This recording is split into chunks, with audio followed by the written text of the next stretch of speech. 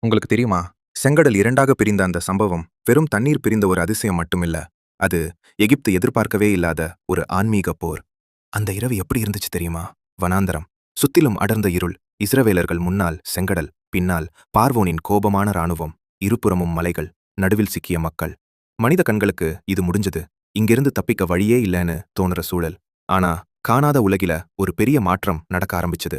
மோசே தன் கோலை உயர்த்திய அந்த நொடி, வானத்திலிருந்து ஒரு நெருப்புச் சுவர், கண்ணுக்கு தெரியாத நெருப்பு இறங்கி வந்தது. அந்த நெருப்பு என்ன செய்துச்சு தெரியுமா? இஸ்ரவேலர்களுக்கு ஒளி கொடுத்தது. எகிப்தியர்களுக்கு நகர முடியாத இருள் கொடுத்தது. இது சாதாரண நெருப்பு இல்ல. தேவன் தாமே தன் பிள்ளைகளுக்கும் அவர்களை துரத்தின எதிரிகளுக்கும் நடுவில் வந்து நின்ற தருணம். அதுக்கப்புறம் கடலையே கிழிச்சு போடுற அளவுக்கு ஒரு பயங்கரமான, இயற்கைக்கு அப்பாற்பட்ட காற்று வீசியது.